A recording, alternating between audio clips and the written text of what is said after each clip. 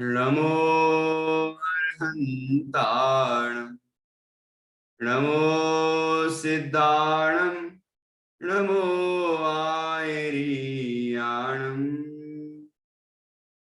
नमो अध्यायाणं नमो लोये सव्यसाहुणम् ऐसो पंच नमो यारो सव पावपणासिनो मंगलाणं च सवेसिं परमं होहि मंगलम् चत्तारि मंगलम् अरहन्ता मंगलम् सिद्धा मंगलम् साहु मंगलम् केवली पर्णतो धम्मो मंगलम् चत्तारि लोगोत्तमा अरहन्ता लोगोत्तमा सिद्धा लोगोत्तमा साहु लोगोत्तमा केवली पर्णतो धम्मो लोगोत्तमो चत्तारि शरणं पवजामि अर्हन्ते शरणं पवजामि सिद्धे शरणं पवजामि साहु शरणं पवजामि केवली पर्णतं धम्मं शरणं पवजामि केवली पर्णतं धम्मं शरणं पवजामि।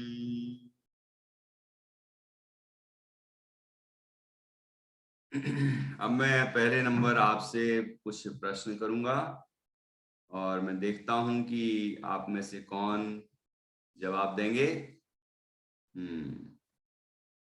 और सबसे पहले मैं पंच परमेष्ठी की 6 जो कविताएं हैं उनमें से पहली कविता जिसका नाम ही है पंच परमेष्ठी, वो कविता कौन सुनाएगा? सबसे पहले मैं सुनना चाहूंगा। हाँ जी, देखते हैं कौन सुनाता है। हाँ जी, अनन्या बोलिए।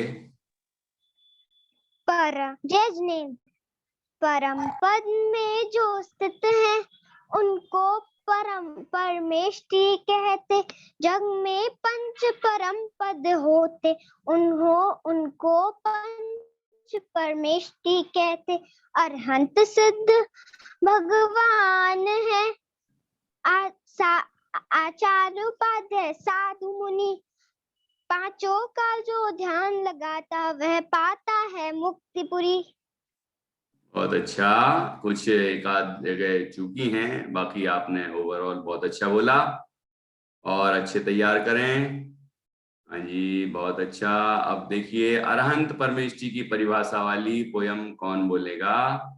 अरहंत परमेष्ठी का स्वरूप है जिसमें, हाँ अक्षरा बोलिए। ओके, हाँ बोलें।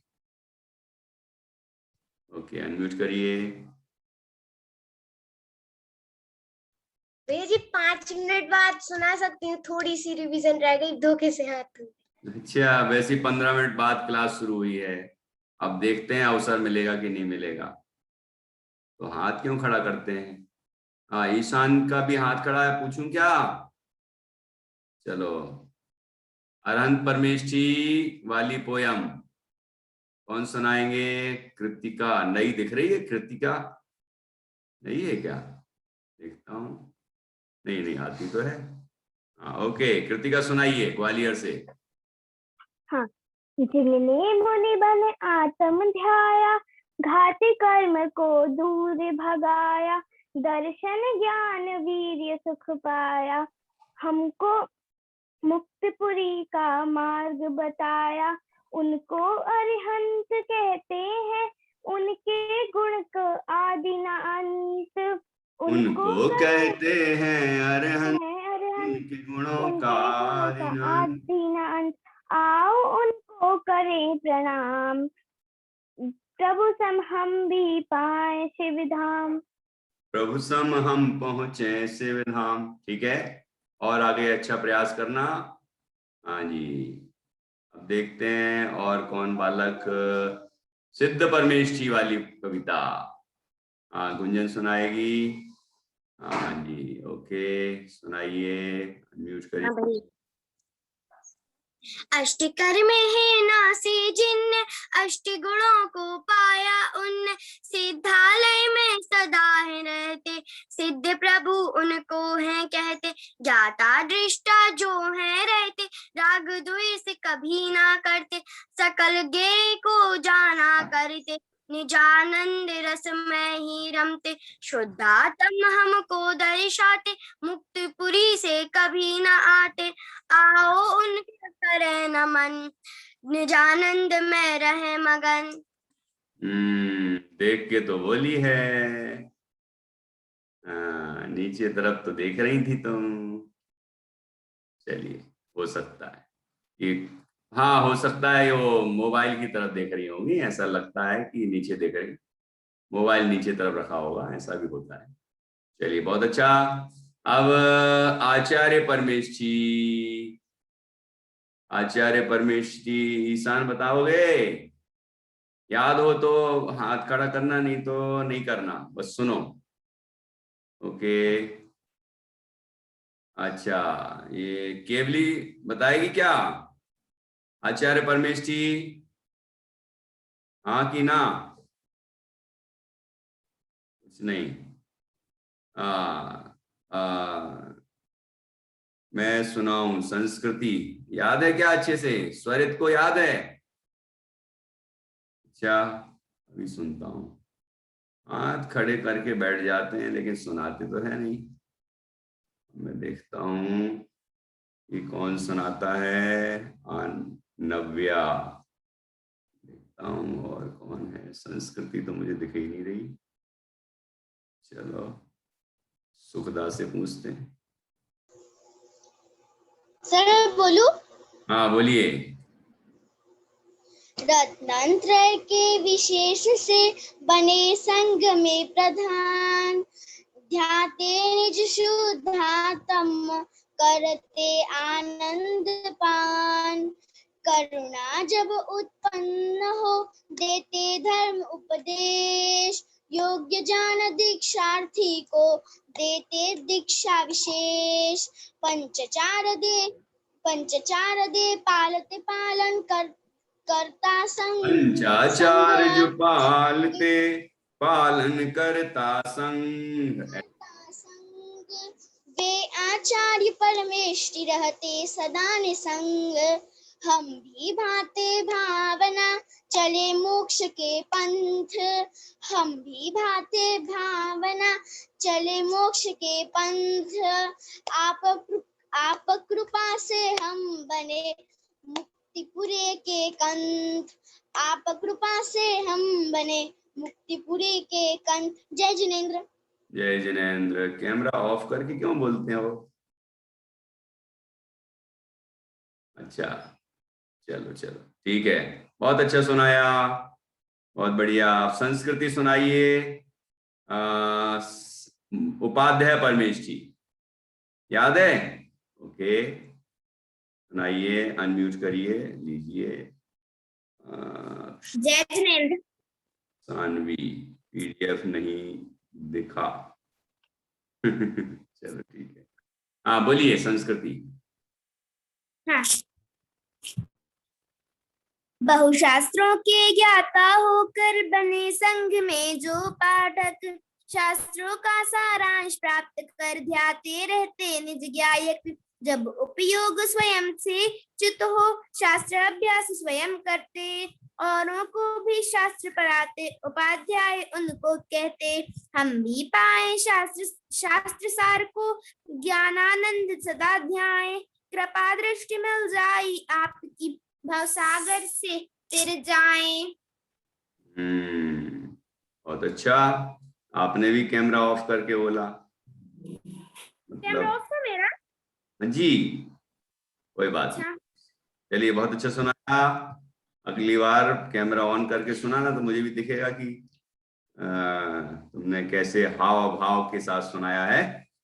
चलिए, अब ओजस्वी को याद है? साधु परमेश जी याद नहीं हुए? अच्छा, चलो ठीक है। और किसको याद है? स्वरित का हाथ खड़ा है, याद है क्या? नहीं? हाँ कि ना? याद है, अच्छा चलिए सुनाइए। अनम्यूट।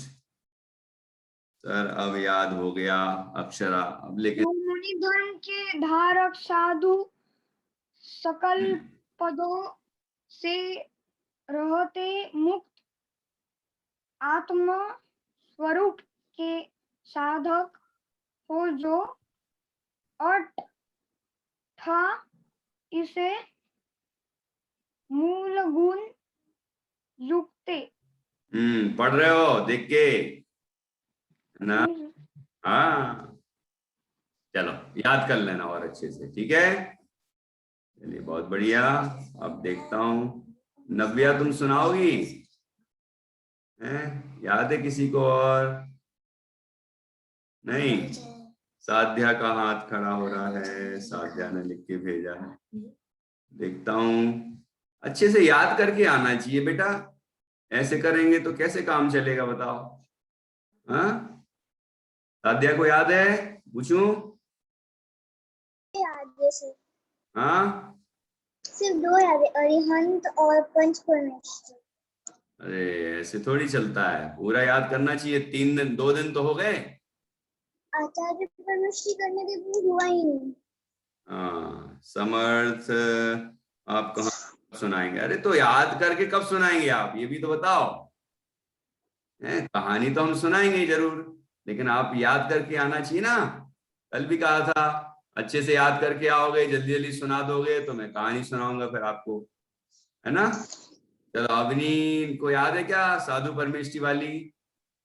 चलो सुनाओ। हाँ जो मुनि धर्म के धारक साधु सकल पदों से रहते मुक्त आत्म स्वरूप के साधक हैं जो 28 मूल गुण युक्त, जो आरंभ परिग्रह विरहित ज्ञान ध्यान में रहते लीन, जग प्रपंच से दूर रहे, जो सकल कर्म को करते क्षीण, उन्हें कहा साधु परमेष्टि। वीतराग वे ज्ञान स्वरूप, वंदनीय वे पूजनीय हैं, हम सब के आदर्श अनूप। जय जय। ये वही ना बात, ऐसे सुनाना चाहिए। देखो कैमरा ऑन है, व्यवस्थित सुनाया है, पूरे भाव से सुनाया है, पूरा अच्छे से बिना अटके, ऐसे ही याद करके सुनाइए आप। हाँ चलो देखो कुछ बच्चे ताली भी बजा रहे हैं। हाँ ओमीसा ताली बजा रही है कि एक्शन कर रही है? क्यों?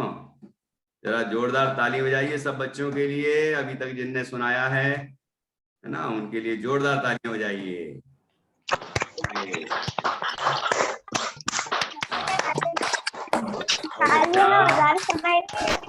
और आगे से अच्छे से याद करिए बेटा, है ना? और अभी तक जितना हो गया है उसको रिवाइज करते रहिए, क्योंकि अभी देखो अभी अवसर है, समय है, अभी कर सकते हैं। भजन याद करिए, भक्तियां याद करिए, और छंद याद करिए, आगे के ये वाली कविताएं याद करिए, ठीक है? और अभी आपका सैटरडे को विचार कर रहा हूं कि एक स्टोरी टेलिंग प्रोग्राम, इसको मैंने नाम दिया है सुनो जी कहानी बच्चों की जुबानी। ऐसा सुनो जी कहानी बच्चों की जुबानी, तो आप जब याद करेंगे तब तो सुनाएंगे। देखो अपनी इस किताब में भी कई कहानियां हैं, है ना? और मैं भी आपको सुना रहा हूं, तो वो भी उसमें मिल जाएंगी, वो भी सुना सकते हैं आपको। और भी जैन धर्म की कहानियां आती होंगी, वो भी आप सुना सकते हैं। बस लंबी लंबी नहीं सुनाना है ना?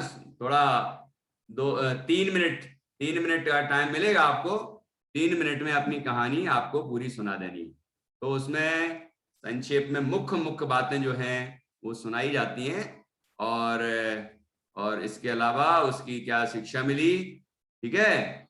ओके, तो मैं एक बार आपको पीडीएफ में, अच्छा आज तो निकाली नहीं है, कोई बात नहीं, तो उसमें आप किताब में देखना कि कई जगह पर कहानियां हैं। जैसे विनयवान ग्वाला आपको सुनाई थी एक बार, प्रद्युमन कुमार की कहानी सुनाई थी, ऐसे और भी कहानियां हैं, उसमें सभी वर्ग में एक एक कहानी है ना, बाल वर्ग जो भी शिशु वर्ग सब में एक एक कहानी है। तो आप कविता भी अच्छे से, कहानी वाली कविता भी याद कर सकते हैं, कहानी भी सुना सकते हैं, और भी कहानियां आती होंगी आपको।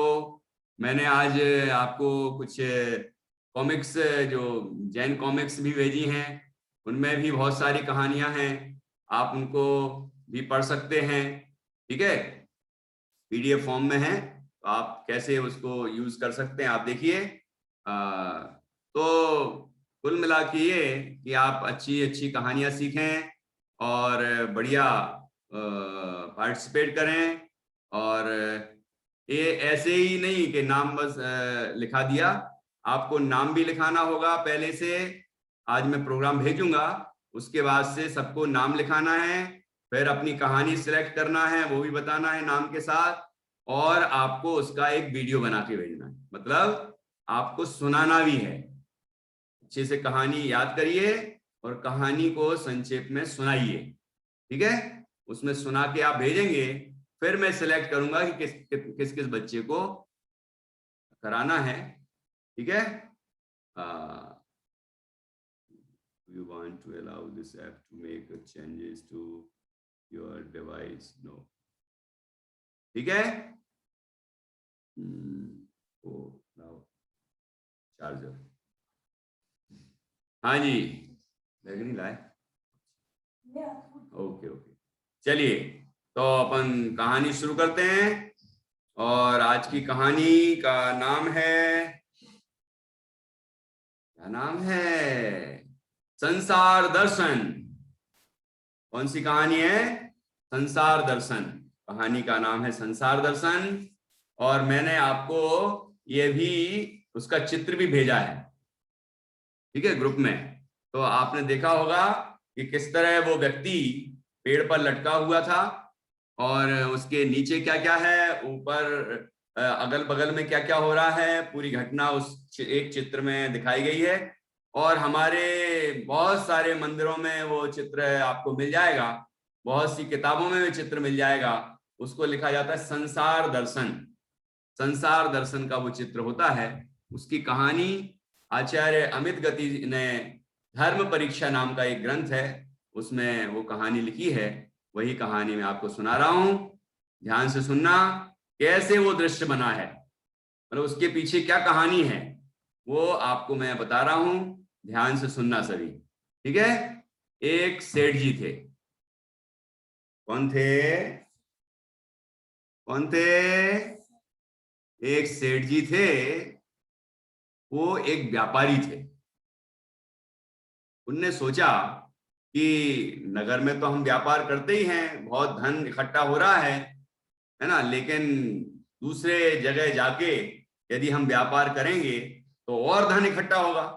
जैसे लोग एक गांव से शहर में जाते हैं, फिर शहर से और बड़े शहर में जाते हैं, और फिर कोई विदेश में भी जाते हैं, अपना व्यापार फैलाते हैं, तो बहुत धनवान हो जाते हैं देश विदेश में। ठीक है, तो उनने भी सोचा कि हम भी और धनवान बने। तो वो उस जमाने में ज्यादातर लोग पैदल यात्रा करते थे, या रथ वगैरह से चलते थे, गाड़ियों में बैलगाड़ी या घोड़ा गाड़ी होती है ना, इन सब से यात्रा करते थे। तो वो जो सेठ जी थे वो पैदल ही निकल पड़े, है ना, पैदल जा रहे थे। बीच में मिला एक जंगल, बहुत भयानक जंगल था। उस जंगल में जब प्रवेश किया है, इस किताब में वो कहानी नहीं है, इसलिए आप डिस्टर्ब नहीं करें मुझे। पेज नंबर क्या है? ठीक है, इस किताब में कहा नहीं है, ये अगली जो किताब आने वाली है कथा 32, उसमें जरूर है वो। ठीक है, तो वो जब किताब आएगी सचित्र चित्र सहित भी तैयार कराई है, तो वो बाद में आएगी आपके पास, लेकिन अभी आप ध्यान से सुनिए। तो जंगल में जैसे प्रवेश किया, बहुत घना जंगल था, पेड़ बहुत सारे लगे हुए थे, और डरावना भी जंगल था। लेकिन लोग पैसा पाने के लिए, धन कमाने के लिए क्या नहीं करते, सारे संकट उठा लेते हैं, सारी परेशानियां झेल लेते हैं, है ना। जिनके पास पैसा बिल्कुल नहीं है वो परेशानी उठाएं तो बात अलग है ना। लेकिन जिनके पास पैसा भरपूर है वो और पैसा बढ़ाने के लिए और धन कमाने के लिए और कितनी बड़ी बड़ी रिस्क लेते हैं, संकट मोल लेते हैं। तो वो भी एक भयानक जंगल से जा रहे थे और जंगल में जब प्रवेश किया तो एक भयानक हाथी उनके पीछे पड़ गया। अब वो सेठ जी दौड़े, हाथी पीछे दौड़ रहा था और सेठ जी आगे आगे दौड़ रहे थे। सेठ जी ने बहुत तेज दौड़ लगाई और लेकिन हाथी भी तो बहुत तेज दौड़ता है। कभी दौड़ते हुए देखा कि नहीं देखा? हाथी बहुत तेज दौड़ता है ना। भले ही वो बहुत बड़ा होता है लेकिन दौड़ता भी है वो। तो वो उसने भी दौड़ लगाई और सेठ जी को पकड़ने की कोशिश की, लेकिन सेठ जी जरा ज्यादा ही तेज दौड़ रहे थे। तो बहुत तेज दौड़े और दौड़ते दौड़ते दौड़ते दौड़ते वो एक कुएं में गिर पड़े। अब कुएं में जब गिरे तो कुएं में पूरे नहीं गिर पाए। उसके पहले उनको एक जड़ मिली, जड़ डाली। ये बरगद का पेड़ होता है, बरगद का पेड़, बनियन ट्री के वो लटकती है ना जड़ें, है ना। ऐसे वहां एक बरगद का पेड़ था, उसकी जड़ें बड़ी मोटी मजबूत होती हैं, वो लटक रही थी, कुएं के नीचे भी लटक रही थी। और फिर क्या हुआ, हाँ बेल बोलते हैं उसको, तो बेलें लटक रही थी, नव्या ने लिखा है। तो वो पकड़ में आ गई। अब भैया सेठ जी को वो जड़ तो पकड़ में आ गई, बेल पकड़ में आ गई, तो एकदम नीचे तो नहीं गिर पाए लेकिन लटक तो गए। अब क्या हुआ, जब वहां लटक गए पेड़ की जड़, पेड़ की बेल में, तो अब बहुत स्थिति बड़ी गंभीर थी वहां। क्या गंभीर थी कि नीचे देखा तो नीचे बहुत भयानक सांप ऐसे मुंह फाड़े थे, ठीक है, 4 सांप और एक बीच में भी था अजगर। वो भयानक मुंह ऐसे फाड़े हुए थे कि सेठ जी गिरे और हम खा जाएं उनको, ठीक है। अब नीचे गिरे तो मरेंगे। अब क्या हुआ, और ऊपर चढ़ने की कोशिश की, चढ़ने लगे, लेकिन वहां क्या देखा उनने कि वो हाथी वापस आ गया वहां तक दौड़ते दौड़ते हाथी वहां तक आ गया। वो उनको पकड़ने की कोशिश कर रहा था लेकिन पकड़ में नहीं आ रहे थे वो। तो फिर क्या किया उस हाथी ने, बहुत गुस्से में था, उसने पेड़ हिलाना शुरू किया।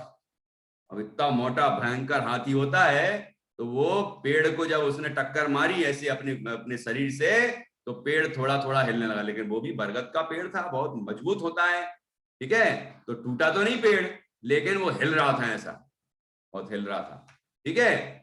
फिर ऐसी सूंड ऐसी फंसा के हाथी ने खूब हिलाया। पता नहीं क्या पुराने जन्म का बैर होगा, ऐसी दुश्मनी होगी कि उसने तो सेठ जी के पीछे ही पड़ गया। वो पेड़ हिलाया तो सेठ जी भी हिले, लेकिन उनने जम के पकड़ रखी थी वो बेल, जम के पकड़ रखी थी, तो गिरे तो नहीं, नीचे तो नहीं गिरे, है ना। लेकिन ऊपर चढ़े तो हाथी मार डालेगा उनको।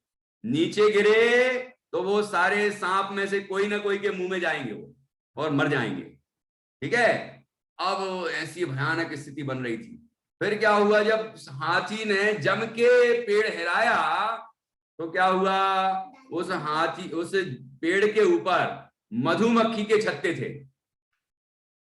समझते हैं ना, मधुमक्खी बी होती ना, हनी बी, है ना। आरोही बता रही है, सुल्तान बता रहा है कि हनी बी बोलते हैं उसको। तो हनी बी जो रहती हैं, मधुमक्खियां छत्तों में रहती हैं ना, ऐसे छत्ते बने रहते हैं। तो उन छत्तों में से वो निकली, जैसे ही वो छत्ता हिला तो वहां से वो निकली और निकल के सबकी सब वो सेठ जी को चिपक गई। सेठ जी को काटना शुरू, सब तरफ से, मुंह पे, यहां वहां, सब में काटना शुरू कर दिया। भयानक काट रही थी। सेठ जी चिल्लाए, है ना, चिल्लाए, रोने लगे, हाय बचाओ, क्या करूं, मर रहा हूं मैं तो, बहुत दुखी, ठीक है। और उन्होंने क्या देखा कि जहां जिस वो बेल से लटके थे, वो बेल जिस डाली से निकली थी, उस डाली को 2 चूहे काट रहे थे। कौन काट रहा था? 2 चूहे, एक सफेद रंग का था और एक काले रंग का था। ऐसे ऐसे ऐसे ऐसे ऐसे उसको काट रहे थे, काटते जा रहे थे, काटते जा रहे थे, काटते जा रहे थे। अब सोच लो आप कि यदि वो चूहे काटते जाएंगे, काटते जाएंगे, काटते जाएंगे तो डाली कटेगी कि नहीं कटेगी? और फिर वो सेठ जी नीचे गिरेंगे कि नहीं गिरेंगे? गिर जाएंगे। अब क्या होगा? देखो, सब तरफ से संकट है, सब तरफ से दुख है, तकलीफें हैं, प्रतिकूलताएं हैं, है ना, परेशानियां हैं। लेकिन इतने में क्या हुआ कि वो जब उन चूहों की तरफ देख रहे थे कि चूहे काटे जा रहे हैं इस डाली को, ऐसा ना हो कि अभी काट दें और मैं मर जाऊं, हैं, ऐसे देख रहे थे। इतने में वो मधुमक्खियों का छत्ता लगा था ना, जो मधुमक्खियां उनके शरीर में चिपक गई थी, काट रही थी उनको, बहुत दुखी थे, पीड़ित थे, है ना, वो वहां से उस मधुमक्खी के छत्ते से शहद की एक बूंद टपकी। हनी बी की जो हनी होती है ना, शहद की एक बूंद, वो अभक्ष होती है, हम नहीं खाते हैं, हम जैनी लोग। अष्टमूल गुणों में उसमें एक मधु त्याग नाम का त्याग व्रत होता है ये, क्योंकि उसमें अनंत जीव होते हैं, ठीक है। मधुमक्खियां वो फूलों का रस चूस चूस के लाती हैं और वहां उगल देती हैं। तो आप सोचिए कि उन जैसे कोई ने थूक दिया हो तो क्या अपन क्या उसको खाएंगे, क्या है, ग्रहण करेंगे? और वहीं वो रहती हैं, तो वहीं जो भी कुछ करती होंगी, है ना, जो भी गंदगी निकालती होंगी तो वहीं निकाल देती हैं, और मरती भी होंगी कई तो वहीं मर जाती हैं, और भी चीजें जो भी उनकी निकलती हैं वो सब वहीं की वहीं इकट्ठी हो जाती हैं। तो उसमें कई जीव पैदा होते हैं, कई जीव पैदा हो जाते हैं। इसलिए हम लोग शहद नहीं खाते। लेकिन वो सेठ जी के मुंह में जैसे गिरी और सेठ जी के मुंह में स्वाद आया, हा हा हा, कितनी मीठी है, वाह। तो उनने सोचा कि वाह यार, कितना स्वाद आ रहा है, कितना आनंद आ रहा है। और सोचिए कि इतने संकट हैं, इतनी तकलीफें हैं, लेकिन इतनी तकलीफों के बीच में थोड़ा सा उनको अच्छा लगा, अनुकूलता मिली, और सारी तकलीफों को भुला के वो सोच रहे हैं अब और एक बूंद टपकेगी और मैं उसका स्वाद लूंगा। और ऐसा मुंह किए ऊपर की तरफ और टपकने का इंतजार कर रहे हैं। फिर एक बूंद टपकी, टप, जैसे ही टपकी, वाह, आनंद आ गया, ठीक है। अब ऐसी स्थिति बनी हुई थी, तो वहां से एक विद्याधर राजा और रानी निकल रहे थे। विद्याधर राजा और रानी, कहीं कहीं लिखा रहता देव और देवी निकल रहे थे। तो विद्याधर राजा और रानी निकल रहे थे अपने विमान से। उनने जब रानी ने दूर से देखा तो उनको बड़ी दया आई। अरे क्या हो रहा है, ये आदमी किस तरह लटका हुआ है और मधुमक्खियां इसको काट रही हैं, और देखो तो इस कुएं में भी सांप हैं, और ये तो कुआ इसकी जो डाली है उसको ये चूहे काट रहे हैं, और ऐसा ना हो ये काट दें और ये मर जाए, नीचे गिरेगा और मर जाएगा। ओह, तो उसने अपने पति देव से कहा कि इसको बचा लीजिए, ये बेचारा कितना दुखी हो रहा है, कितना दुखी है, इसको कृपा करके बचा लीजिए। तो विद्याधर राजा को बड़ी दया आई। उसने सोचा कि ठीक है, इसको अपन बचा लेते हैं। तो उसने ऐसा हाथ बढ़ाया, वहां पास में पहुंच के ऐसा हाथ किया कि लो ए भाई, इस मेरा हाथ पकड़ो और तुम आ जाओ यहां, तुम इस संकट से मैं तुम्हें छुड़ा लेता हूं, बचा लेता हूं, आ जाओ। लेकिन क्या बोलता है वो सेठ, क्या बोलता है वो व्यक्ति? बस एक बूंद और शहद की आ जाए और मैं उसका स्वाद चख लूं, फिर मैं आपका हाथ पकड़ लूंगा। क्या बोला वो? कैसे संकट हैं, कैसी तकलीफें हैं, लेकिन फिर भी क्या कह रहा है? उसको क्या चाहिए है? एक बूंद शहद की और मिल जाए, उसके बाद मैं आपका हाथ पकड़ लूंगा और यहां से निकल जाऊंगा, क्योंकि मुझे वो स्वाद चखने में बड़ा आनंद आ रहा है। बार बार उस देव ने कहा, भाई पकड़ लो मेरा हाथ, पकड़ लो मेरा हाथ, निकल आओ, बड़े संकट हैं, देखो मधुमक्खियां तुम्हें काट रही हैं, और ये डाली कट रही है, और तुम फिर नीचे गिर जाओगे, तुम मर जाओगे, हैं, आ जाओ, मेरा हाथ पकड़ लो, हाथ पकड़ लो, बार बार कहा। देवी ने भी समझाया, लेकिन वो समझा नहीं। तो देव ने, वो राजा था जो विद्याधर, उसने सोचा यार इसका तो ऐसा ही नसीब है, ऐसे ही भाग्य है, ऐसी होनहार है, अब हम क्या कर सकते हैं, जिस जीव की जैसी होनहार होती है वैसे ही होता है, हम क्या करें। और हमने तो अच्छी भावना प्रकट की, लेकिन वो नहीं बचना चाहता है, तो नहीं नहीं बचेगा, अब क्या करें। और वो वहां से फिर चले गए। अब क्या हुआ होगा सोचो, हैं, क्या हुआ होगा, विचार करो कि अंततः क्या होने वाला है। कभी सोचा आपने, हैं, क्या होगा, कल्पना करना कि क्या होगा। अब ऐसे ही चिंतन करो। आचार्य कहते हैं कि वो व्यक्ति की जगह हम अपने को समझें। अब देखना, वो तो सेठ तो आपको मूर्ख चंद लग सकता है, हाँ, उसके ऊपर दया भी आ सकती है कि कैसा आदमी है, हैं, लेकिन यदि हम उसकी जगह हों तो हम क्या करेंगे, सोचो, हैं, सोचो क्या करेंगे। अब आप तो सोच रहे होंगे कि हम होते तो हम तो हाथ पकड़ लेते। और एक बच्चा लिख रहा है, आई डोंट लाइक हनी।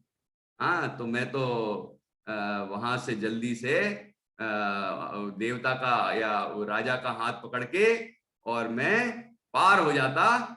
लेकिन सुनना जरा ध्यान से, अब आचार्य इससे क्या समझाते हैं, ये संसार दर्शन की कथा है, ध्यान से सुनना, कि वो उस आदमी की जगह हम लटके हैं, ठीक है, हम हैं, मतलब संसार रूपी वृक्ष पर हम लटके हुए हैं। संसार रूपी जंगल समझ लो, संसार रूपी जंगल में हम भटक रहे हैं, है ना। वो जंगल में था ना, ये सारा दृश्य जंगल के अंदर का है, तो ये संसार एक जंगल के समान है, घना जंगल है, और उसमें हम लोग अभी मनुष्य गति में हैं। एक मनुष्य गति में ये शरीर हमें मिला है, और इस शरीर में एक एक अंगुल प्रमाण जगह में कितने कितने रोग हैं, 96। कितने कितने रोग बताए थे आपको, ध्यान है कि भूल गए। तुर्तांश को तो याद है, हाँ, सानवी को भी याद है, 96। ओके ओके, बहुत अच्छा। तो 96 रोग एक एक अंगुल प्रमाण जगह में हैं। तो आप सोचिए कि पूरे शरीर में कितने रोग होंगे। वो मधुमक्खियां जितनी जगह में चैंटी थी ना, उसको काट रही थी, ऐसे हमारे शरीर भी रोगों से बना हुआ है, हमारा शरीर भी रोगों से बना है, लेकिन हम इस शरीर को कितना प्यार करते हैं, इस शरीर में हमारा कितना अपनापन है। और जैसे वो हाथी की जगह समझिए मृत्यु, आयु पूरी हो रही है, मृत्यु सामने खड़ी है। हमारे जीवन भी जरूरी नहीं कि हम बूढ़े होंगे और फिर उसके बाद ही मरेंगे, ये जरूरी है क्या, कई बचपन में ही मर जाते हैं, कोई जवानी में मर जाते हैं, कोई बुढ़ापे में मर जाते हैं, लेकिन कोई बीमारी से मरते हैं, कोई बिना बीमारी के ही मर जाते हैं। जब जिसकी आयु पूर्ण होती है वो उसकी मृत्यु हो जाती है।